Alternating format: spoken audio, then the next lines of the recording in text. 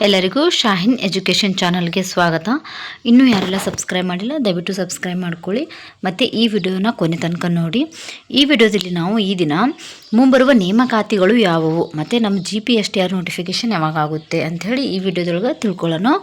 ನೋಡ್ರಿ, ಒಳ ಮೀಸಲಾತಿ ಮುಗಿದ ತಕ್ಷಣ ಯಾವ್ಯಾವ ನೋಟಿಫಿಕೇಷನ್ ಆಗ್ತವೆ ಅಂಥೇಳಿ ಈ ವಿಡಿಯೋದೊಳಗೆ ನೋಡೋಣ.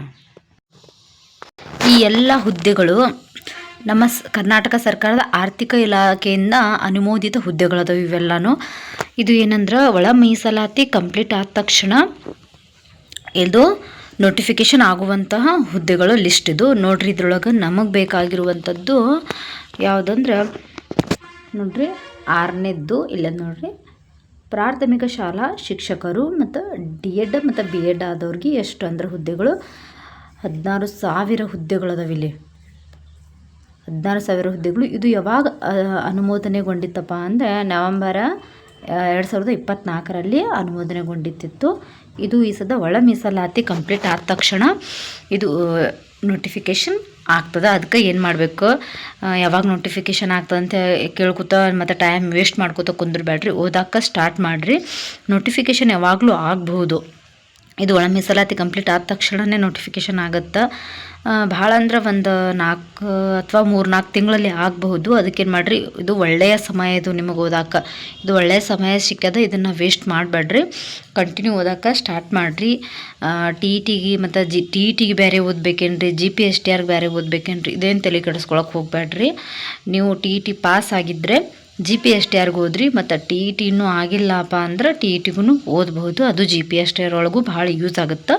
ಒಟ್ಟು ಜಸ್ಟ್ ಸ್ಟಡಿ ಮಾಡೋಕ್ಕೆ ಸ್ಟಾರ್ಟ್ ಮಾಡಿರಿ. ನೋಡಿರಿ, ಇಲ್ಲೆಲ್ಲ ಎಷ್ಟು ಲಿಸ್ಟ್ಗಳದಾವಂದ್ರೆ 9 ಹುದ್ದೆಗಳದಾವೆ ಇಲ್ಲಿ. ನೋಡಿರಿ, ನಮಗೆ ಬೇಕಾಗಿರುವಂಥದ್ದು GPSTR ನೋಡಿರಿ 16,000 ಹುದ್ದೆಗಳದಾವೆ. ಇದು 2024 ನವೆಂಬರಲ್ಲೇ ಅನುಮೋದಿತಗೊಂಡದಿದ್ದು. ಈ ಸದ ಒಳ ಮೀಸಲಾತಿ ಕಂಪ್ಲೀಟ್ ಆದ ತಕ್ಷಣವೇ ಇದೇನಾಗುತ್ತೆ, ನೋಟಿಫಿಕೇಷನ್ ಆಗುವಂಥ ಸಾಧ್ಯತೆಗಳದಾವು.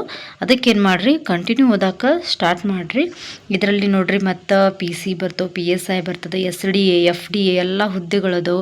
ವಸತಿ ಶಾಲೆಯಲ್ಲಿ ಹುದ್ದೆಗಳದವು, ಅಬಕಾರಿ ಅದ, ಮತ್ತು PU ಕಾಲೇಜ್ ಉಪನ್ಯಾಸಕರದ ಎಲ್ಲ ಹುದ್ದೆಗಳದವು. ಎಷ್ಟು ಹುದ್ದೆಗಳದವು, ಯಾವಾಗ ಅನುಮೋದಿತಗೊಂಡದ ಮತ್ತು ಯಾವಾಗ ನೋಟಿಫಿಕೇಷನ್ ಆಗ್ತದೆ ಅನ್ನೋದು ಅನುಮೋದಿತಗೊಂಡಿದ್ದದು. ಇದು ಸದ ಆರ್ಥಿಕ ಇಲಾಖೆಯಿಂದ ಈ ಹುದ್ದೆಗಳು. ಈಗ ಏನಾಗ್ತದೆ, ಒಳ ಮೀಸಲಾತಿ ಕಂಪ್ಲೀಟ್ ಆದ ತಕ್ಷಣವೇ ನೋಟಿಫಿಕೇಷನ್ ಆಗುವಂಥ ಸಾಧ್ಯತೆ ಅದ. ಏನು ಮಾಡಬೇಕು, ನೀವು ಡೈಲಿ ಕಂಟಿನ್ಯೂ ಟೈಮ್ ವೇಸ್ಟ್ ಮಾಡದೆ ಏನು ಮಾಡಬೇಕು, ಡೈಲಿ ಓದಾಕ ಸ್ಟಾರ್ಟ್ ಮಾಡಿರಿ. ಇನ್ನೂ ಯಾರೆಲ್ಲ ಓದಾಕ ಸ್ಟಾರ್ಟ್ ಮಾಡಿಲ್ಲ ಅವರು ಓದಾಕ ಸ್ಟಾರ್ಟ್ ಮಾಡಿರಿ.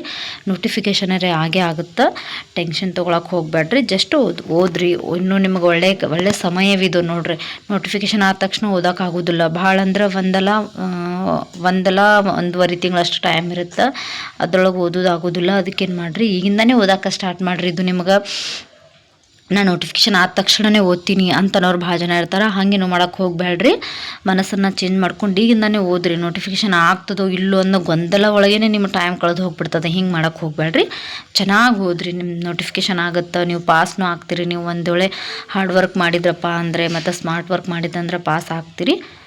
ಎಲ್ಲರಿಗೂ ಒಳ್ಳೆಯದಾಗಲಿ, ಎಲ್ಲರಿಗೂ ಆಲ್ ದ ಬೆಸ್ಟ್. ಎಲ್ಲರೂ ಓದಾಕನ ಸ್ಟಾರ್ಟ್ ಮಾಡ್ರಿ ಅಂಥೇಳಿ ಎಲ್ಲರಿಗೂ ಥ್ಯಾಂಕ್ ಯು ಈ ವಿಡಿಯೋ ನೋಡಿದ್ದಕ್ಕೆ. ಮತ್ತು ಈ ವಿಡಿಯೋ ಇಷ್ಟ ಆದರೆ ಇನ್ನೂ ಯಾರೆಲ್ಲ ನಿಮ್ಮ ಫ್ರೆಂಡ್ಸ್ ಓದಾಕೆ ಇನ್ನೂ ಸ್ಟಾರ್ಟ್ ಮಾಡಿಲ್ಲಲ್ಲ ಅವ್ರಿಗೆಲ್ಲ ಶೇರ್ ಮಾಡಿರಿ. ಅಂದ್ರೆ ಗೊತ್ತಾಗುತ್ತೆ ಯಾವಾಗ ನೋಟಿಫಿಕೇಷನ್ ಆಗುತ್ತಾ, ಎಷ್ಟು ಪೋಸ್ಟ್ಗಳದಾವೆ. ನಾವಿನ್ನೂ ಈಗ ಇಷ್ಟು ದಿನ ಆದರೂ ಓದಾಕೆ ಸ್ಟಾರ್ಟ್ ಮಾಡಿಲ್ಲ, ಇವತ್ತಿಂದಾನೇ ಸ್ಟಾರ್ಟ್ ಮಾಡ್ಬೇಕಂತ ಹೇಳಿ ಗೊತ್ತಾಗುತ್ತೆ. ಎಲ್ಲರಿಗೂ ಒಳ್ಳೆಯದಾಗಲಿ, ಆಲ್ ದ ಬೆಸ್ಟ್.